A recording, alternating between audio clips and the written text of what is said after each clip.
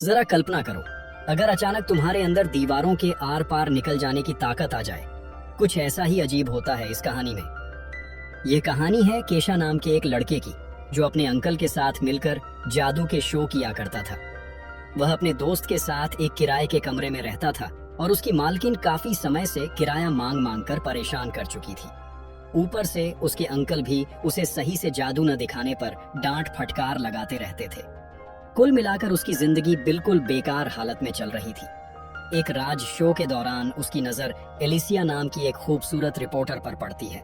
उसकी खूबसूरती देखकर केशा की नजरें उसी पर अटक जाती हैं, लेकिन तभी उसके अंकल उसे डांट कर वहां से बाहर भेज देते हैं। बाद में एलिसिया बाग में केशा से मिलती है और उसके जादू के बारे में बातें करती है, क्योंकि असल में वह जादू पर एक आर्टिकल लिख रही होती है।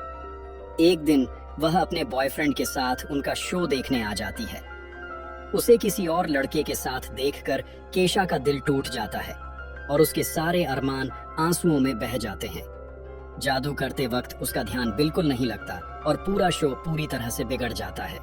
इसके बाद उसके अंकल एलिसिया को इंसान काटने वाला जादू दिखाने के लिए बुलाते हैं, लेकिन तभी उसका बॉयफ्रेंड मंच पर ऊपर आ जाता है। उसे देखते ही केशा के दिल में कांटे से चुभने लगते हैं।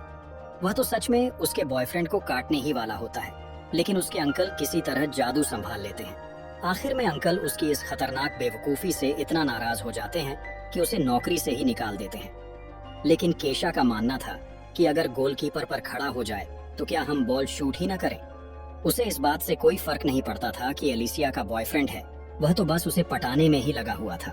उसे लगता था कि अगर वह अमीर और हैंडसम होता तो एलिसिया जरूर उसकी हो जाती, लेकिन ऐसी किस्मत उसके हिस्से में नहीं थी। इसके बाद उसने चुपचाप एलिसिया और उसके बॉयफ्रेंड का पीछा करना शुरू किया, मगर उनके घर की सिक्योरिटी तो बेहद टाइट थी। निराश होकर वह नीचे बैठकर सिगरेट पीने लगा।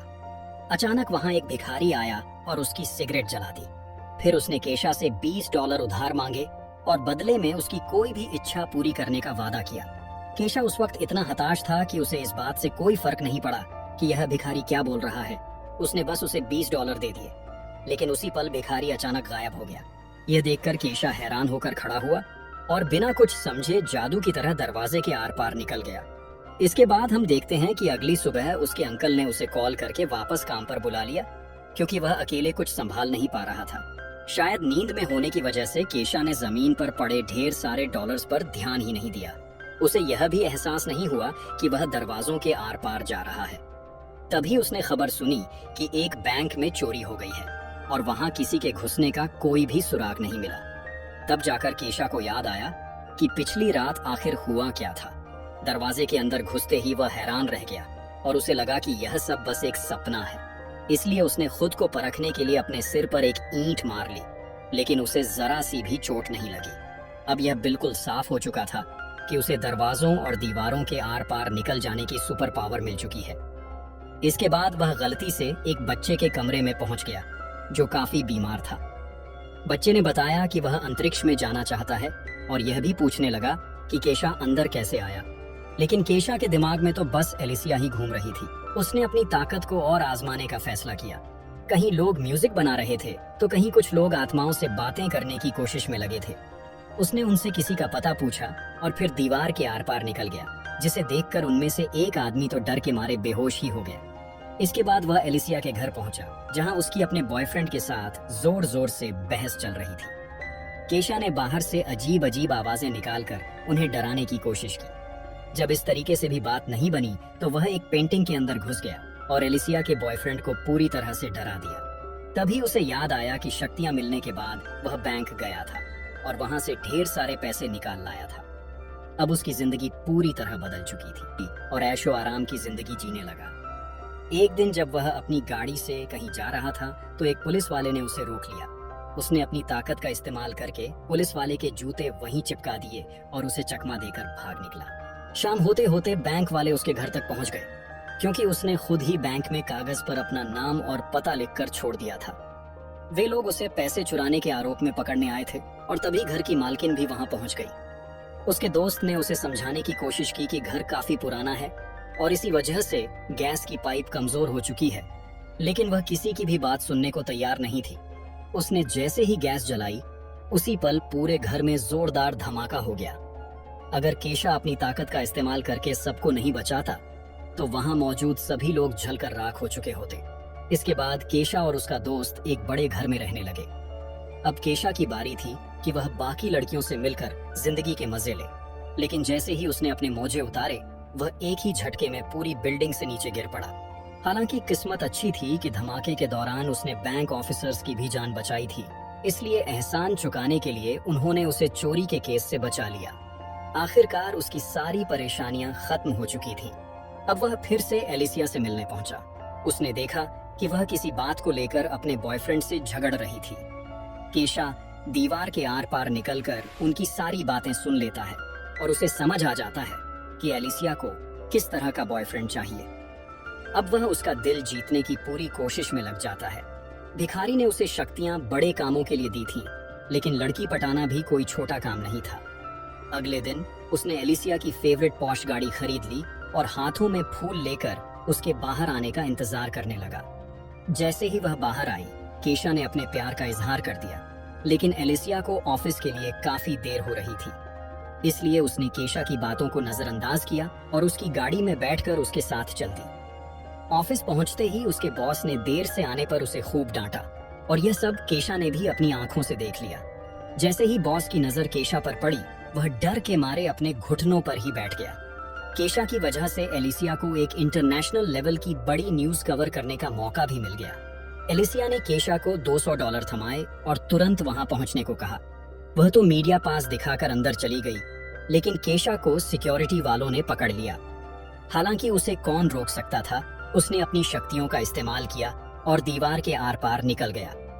अंदर पहुंचकर वह एलिसिया का पीछा करने लगा।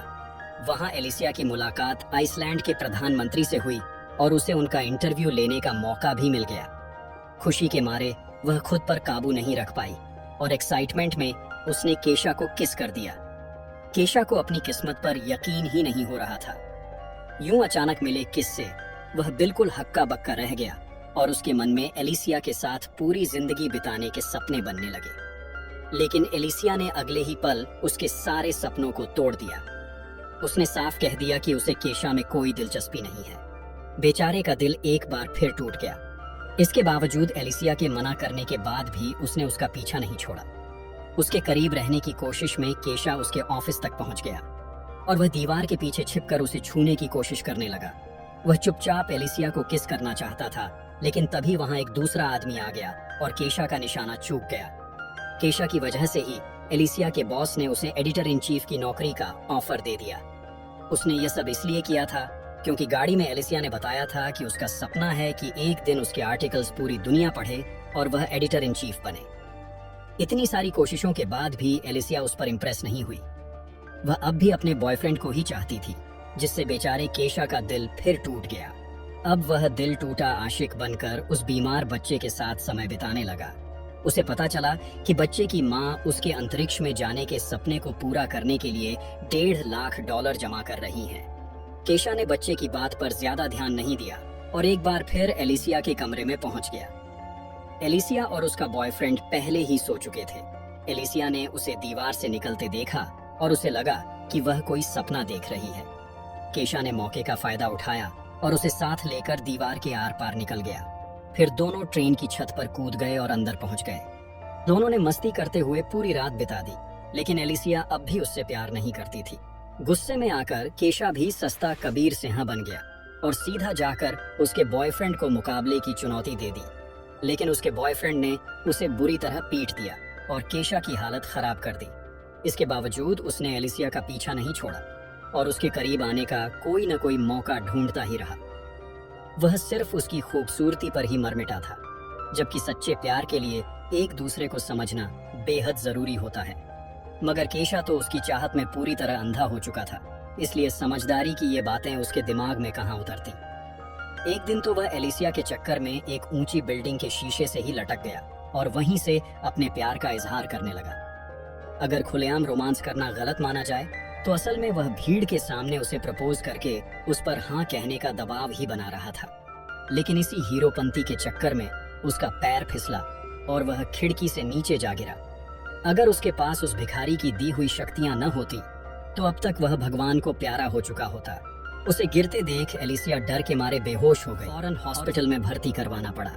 केशा को भी डर लगने लगा कि गिरने की वजह से कहीं उसके दिमाग का कोई स्क्रू ढीला तो नहीं हो गया, इसलिए वह भी अपना पूरा सिस्टम चेक करवाने हॉस्पिटल पहुंच गया। वहीं उसकी नजर उस बीमार बच्चे पर पड़ी जिससे वह अका था। असल में वह बच्चा एक लड़की थी जिसे ब्लड कैंसर था और इलाज की वजह से उसके सारे बाल झड़ चुके थे। उसने बताया कि इलाज के लिए अब भी काफी पैसे चाहिए, लेकिन थोड़ी सी रकम ही इकट्ठा हो पाई है। उसकी परेशानी सुनकर केशा का दिल पसीज गया। तभी उसे एहसास हुआ कि उसे अपनी शक्तियों का इस्तेमाल लड़कियां पटाने के लिए नहीं, बल्कि लोगों की मदद और के लिए करना चाहिए। इसके बाद उसका दिल पूरी तरह पिघल गया और उसने अपने सारे पैसे उस बीमार लड़की को दान कर दिए। जब एलिसिया को इस बात का पता चला तो वह बेहद खुश हो गई। उसके लिए लड़के का हैंडसम या अमीर होना मायने नहीं रखता था, बल्कि यह जरूरी था कि वह दिल का अच्छा इंसान हो।